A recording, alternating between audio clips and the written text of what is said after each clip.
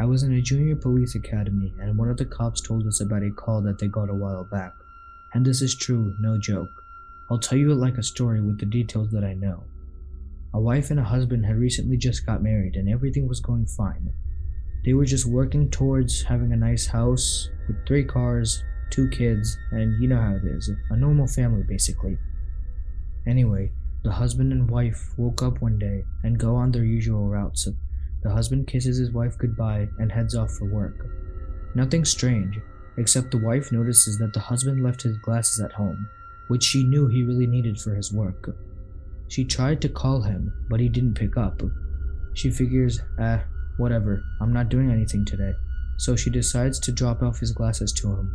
His work wasn't that far anyways, so she gets in the car and heads off to her husband's work. But as she's driving, she sees a car pulled off on the dirt road and recognizes it as her husband's car.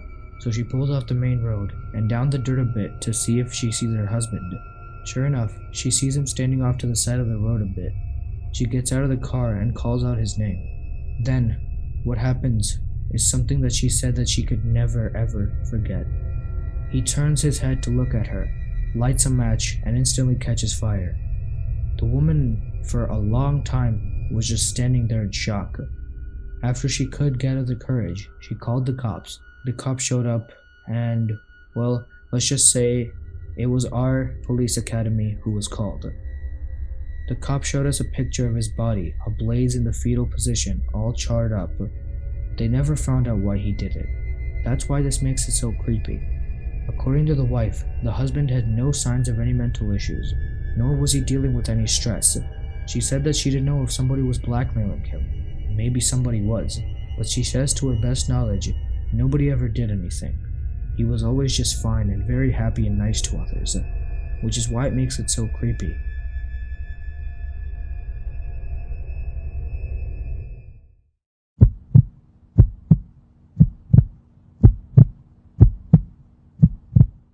I worked for a university police department.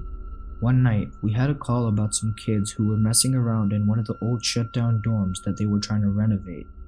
Me and my buddy get there and search the building.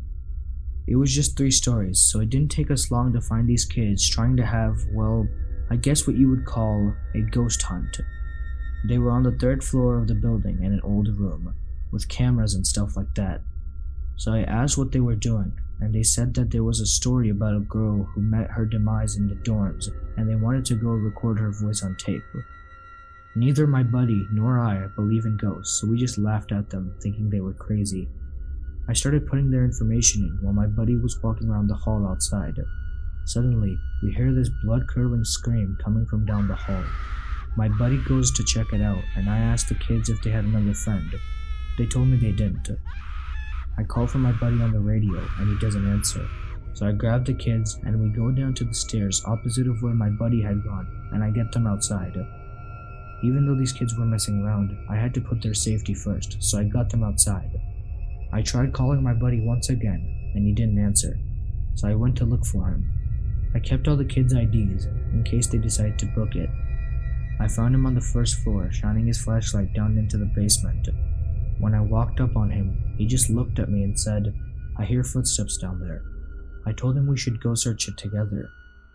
He told me no, and that he'd just been down there and there was no one. We go outside and called for backup because my radio didn't work in the building, and I got a couple more guys to search the building and didn't find anything. It still creeps me out to think about it. Who knows, maybe this campus legend might be true, the ones that the kids were telling us about.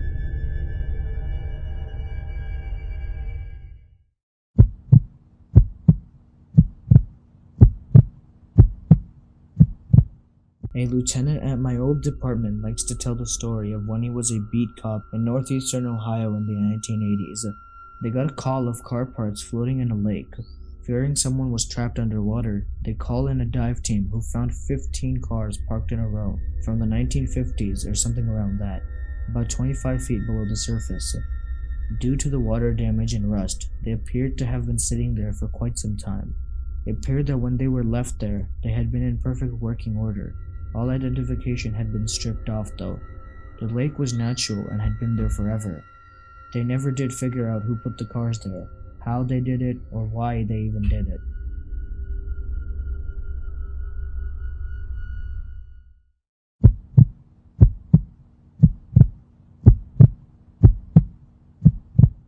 A mysterious case from South Korea that had never been solved called the Frog Boys, about a group of 5 boys that went missing without their corpse, remains, nor any evidence found for about 20 years. Even soon after a massive police search in the whole area, foot by foot, nothing was found. However, 20 years later, the remains have been spotted and discovered just right near their home area, which had been already searched thoroughly. During this period, there were multiple theories and conspiracies. One professor also personally tried playing detective and accused of one of the parents being the offender with some logical contents and accusations. But what makes it disturbing is the fact that where the bodies were found, many police officers have been said to have been searching there. They said they searched the area thoroughly where the bodies were found, and it wasn't there before. This means that there's only one option left. Somebody had murdered the boys 20 years ago, kept their body hidden for 20 years, and then after that, for some reason, left their bodies near their home area for maybe the police to find. Whatever the reason is, it's very creepy.